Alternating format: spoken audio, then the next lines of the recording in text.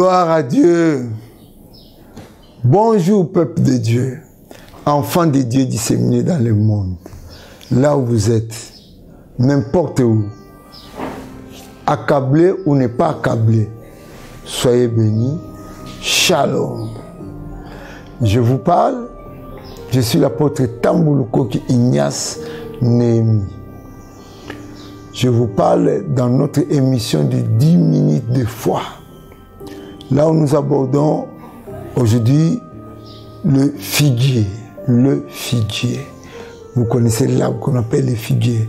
N'oubliez pas que vous nous suivez dans notre chaîne YouTube.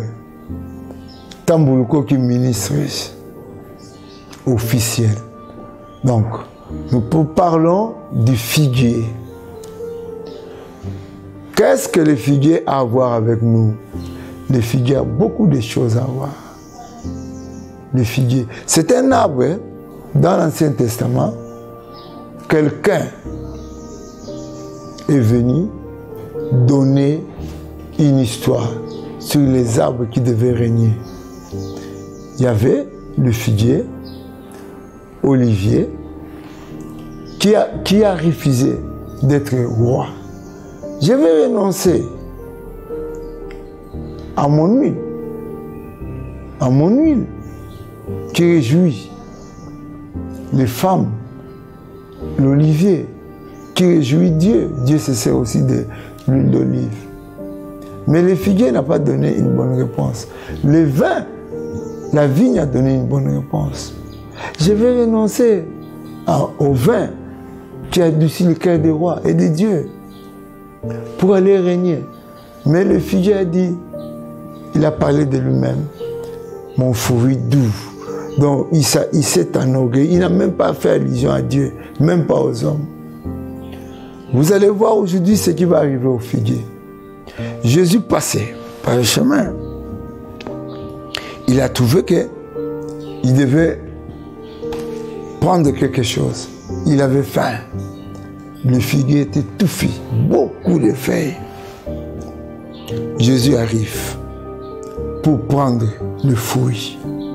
Le figuier qui s'en est enorgueilli dans l'Ancien Testament, là, à cette époque-là, Jésus est allé voir. Ce figuier nous a parlé qu'il a des fruits doux. Comment nous allons peut prendre? Et le figuier ne présentait rien. Jésus lui dit, jamais plus personne ne mangera de ton fruit. Que jamais le fruit ne naisse de toi. Et à l'instant, le figuier sécha. La Bible nous dit, le matin retournant à la ville, il eut faim. Voyant un figuier sur le chemin, et s'en approcha avec le cône du figuier, l'orgueil du figuier que je vous ai dit là-bas. Mais il n'y trouva que de feuilles. Il lui dit, que jamais fruit ne naisse de toi. Et à l'instant, le figuier sécha. Les disciples virent cela, furent étonnés.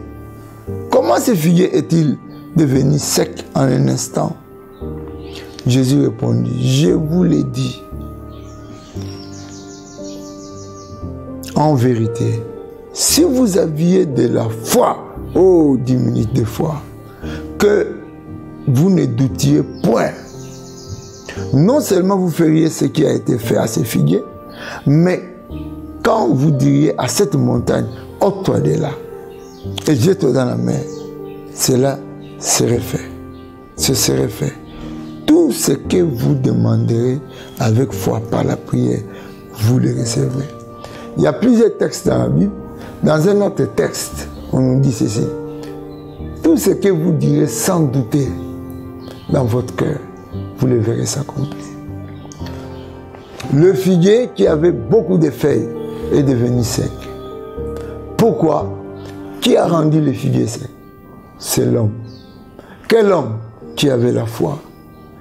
Le figuier peut être une situation qui n'est pas bonne pour vous. Vous devez dire avec votre bouche, utilisez votre foi pour que cela cesse. Une situation qui n'est pas bonne pour vous, vous pouvez la faire disparaître. N'allez pas vous plaindre, c'est moi qui suis maudit, et ma famille est maudite, et voilà, dans notre... si on était à l'époque de Jésus, Jésus allait me sauver. Mais Jésus est avec toi. Cette phrase ici nous donne la réponse. Clairement, tout ce que vous demanderez avec foi par la prière. Aujourd'hui, je te fais entrer dans la foi des miracles. Je suis allé au Gabon une fois. J'ai trouvé une famille, des politiques, des politiciens. Le mari n'avait pas, il ne montait pas dans les partis politiques. Et cette fois, j'ai parlé à la femme me suivait, le mari ne m'aimait pas. Cette femme est venue là où j'étais. Je lui ai dit, amène ton mari. L'homme est venu chez moi fâché. J'ai parlé à cet homme, sa figure était fâchée. Jusqu'à la fin. Et je lui ai dit, j'ai prêché la parole de Dieu sans tenir compte de son comportement. À la fin, je lui dis, vous savez, moi je pars dans mon pays, mais mon Dieu va te rendre ministre. Un mois ne passera pas. Je suis allé les raccompagner dans sa voiture. Il est entré, on s'est salué, mais sa figure était toujours fâchée. L'homme est parti. Moi, je voyageais, je suis rentré à Kinshasa.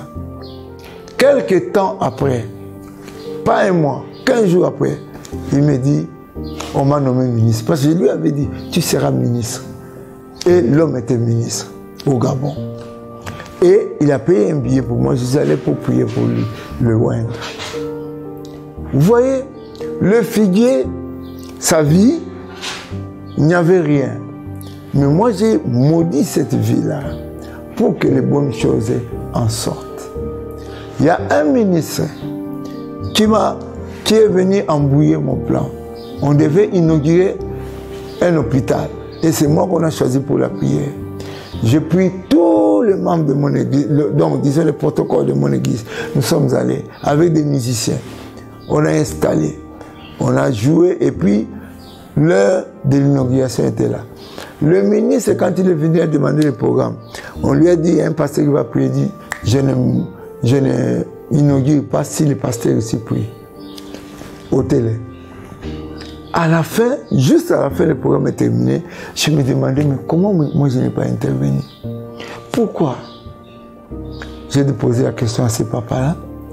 Il me dira, mon fils, c'est pas moi, le ministre. Je lui ai dit, bon, papa, je prenais un Vitalo, je dis, papa, après 3 mois, si cet homme est encore ministre, moi, Tambulu Koki, je ne suis plus apôtre.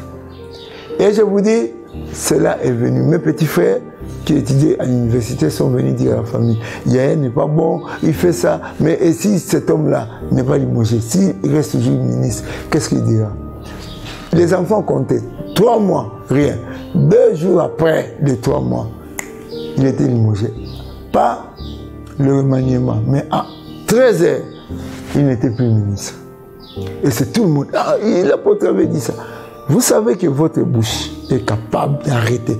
Je parle à vous chrétiens. Je parle à vous qui avez la foi. Je ne parle pas aux églises. Je parle à celui qui croit en Jésus. Jésus, pour moi, il est Dieu. La foi, c'est en Dieu. La foi, ce n'est pas dans une religion. Je ne parle pas des livres de prière.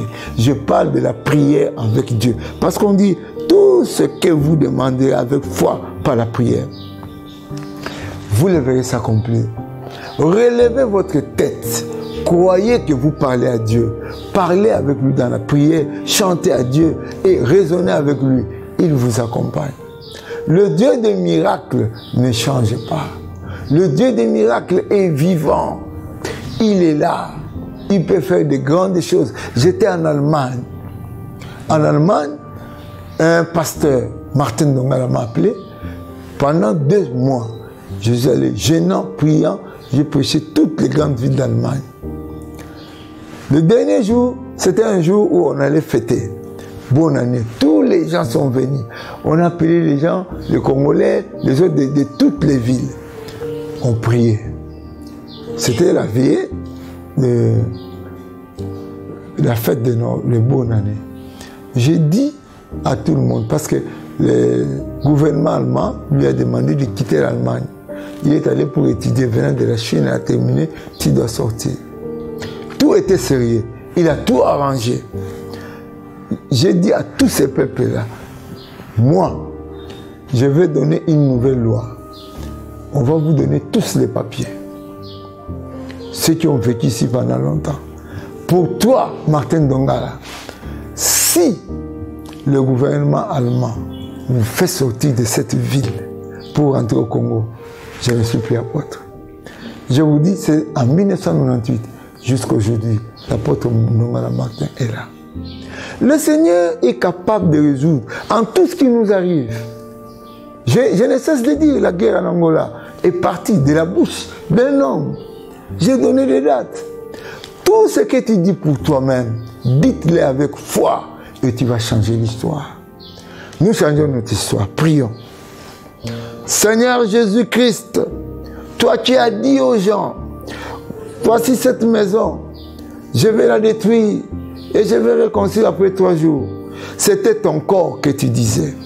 Et tu es mort et après 3 jours, tu es revenu à la vie. Par ta bouche, cela est arrivé. Par notre bouche, c'est que tu m'entends dans le monde entier. Que les histoires changent, que la paix revienne, que la vie, Seigneur, soit redorée dans les charges et dans les vies de tous les enfants de Dieu qui m'écoutent. Qu'il y ait des apôtres de foi qui naissent maintenant. Au nom de Jésus, Père, j'ai prié que les maladies, Seigneur, deviennent des guérisons. Que la pauvreté soit la richesse maintenant. Seigneur, que la faiblesse devienne la force. Je prie ainsi au nom de Jésus. Amen.